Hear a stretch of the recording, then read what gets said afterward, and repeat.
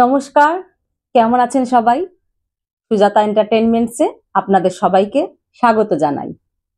আমি চলে এসেছি আজকে এমন একজনকে নিয়ে যাকে নট অনলি সারা রাজ্য, সারা ওয়ার্ল্ডের লোক সবাই আপনারা চেনেন।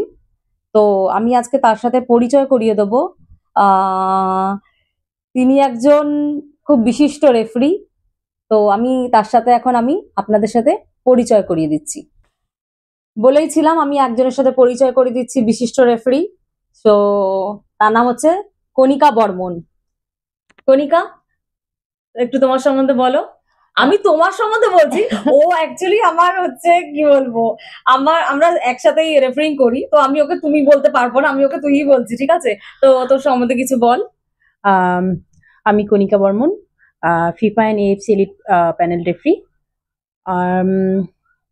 বাড়ি বাড়ি বাড়ি অ্যাকচুয়ালি আমি শিলিগুড়ি, কিন্তু আমি কলকাতায় থাকি আমার প্রফেশনের জন্য। সবাই জানে সেটা, তবুও নতুন করে আবার বলা।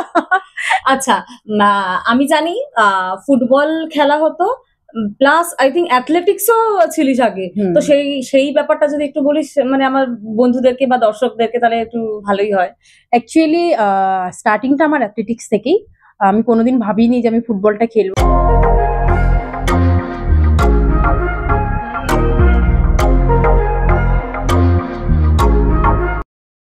হয়েছিল যে আমি কোথাও গিয়ে হয়তো দাঁড়িয়ে যাব, তো আমি দাঁড়াতে চাইনি, কারণ আমার বাবার স্বপ্নটা জুড়িয়ে রয়েছিল। বাবা চাইছিল যে আমি আমার ভাই যাতে আমরা খেলাধুলার মধ্যেই থাকি। তো তখন আমার মনে হয়েছিল যে তাহলে ফুটবলটা কেন খেলবো না, কারণ আমার ভাই ফুটবল খেলতো, আমার বাবাই শেখাতো।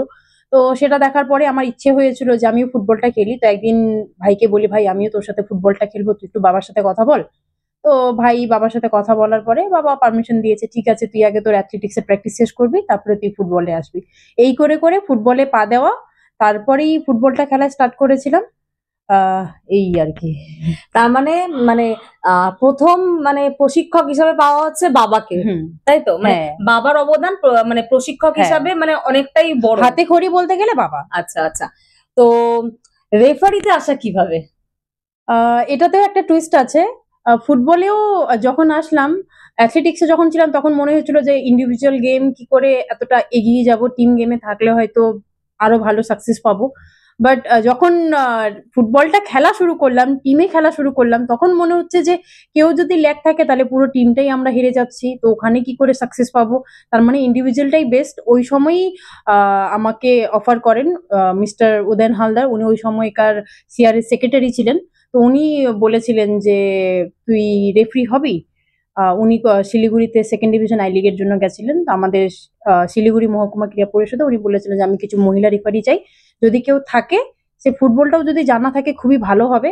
তো ওখানকার একমাত্র মেয়ে তখন আমিই ছিলাম, যে ফুটবলটাও খেলেছি প্লাস অ্যাথলেটিক্সে ফিটনেসের দরকার হয় রেফারিং এ, তার জন্য আমাকেই চুজ করা হয়েছে। তো আমাকে ডাকা হয়েছিল, তখন আমাকে বলছে রেফারি হবি। আমি বলেছি হ্যাঁ হব, জাস্ট নর্মাল, মানে আমি কোনো কিছু স্বপ্ন নিয়ে বলিনি, হ্যাঁ হব। তবে ঠিক আছে, তাহলে কলকাতায় যেতে হবে।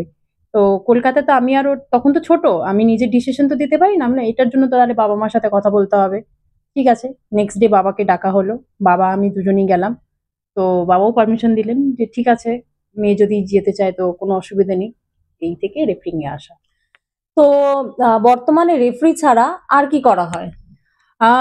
আমি প্রথমে সিভিক ভলেন্টিয়ারে ছিলাম।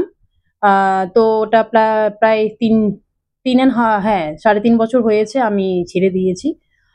কারণ আমাদের অনেক নাইট করাতে হতো, তো এই নাইটের জন্যই আমি ছেড়েছি। তো সেই কারণেই এখন দেখছি যে আপাতত কিছু করছি না, রেফারিংটাই করছি। ইচ্ছা আছে অন্য কিছু করার, যদি জব ফব পাই, ভালো কোনো অফার পাই, তাহলে তো অবশ্যই করব। তো ভবিষ্যতে মানে রেফারি ছাড়া আর কি কি করার ইচ্ছা আছে? রেফারি ছাড়া ইচ্ছা আছে, যেমন আমি ডি লাইসেন্সটা করে রেখেছি, ওটার জন্য যদি কোনো কোচিং এর সুবিধা হয় সেটাও খুব ভালো। প্লাস আমি ফিজিক্যাল ট্রেনারের কোর্সটা করব বলে ঠিক করেছি, মানে যাই করি না কেন মাঠের সাথে যুক্ত থাকবো, এই আর কি। তো আজকে আমরা কণিকার লাইফ হিস্ট্রি সম্বন্ধে শুনলাম, এবং আমরা ওর জন্য ভীষণভাবে প্রার্থনা করব যেন ওর স্বপ্নতে ও এগিয়ে যেতে পারে। তো আপনারা অবশ্যই মানে ওর ওকে আশীর্বাদ করবেন যাতে ও ভবিষ্যতে এগিয়ে যেতে পারে এবং একজন সুস্থ সবল থাকতে পারে, সুস্থ সবল ভাবে সুস্থ সবল জায়গায় পৌঁছাতে পারে। সাথে থাকবেন, সঙ্গে থাকবেন, আমার সাথে তো সবসময়ই আছেন জানি। আপনার তো তবে লাইক শেয়ার কমেন্ট অবশ্যই করবেন। ধন্যবাদ।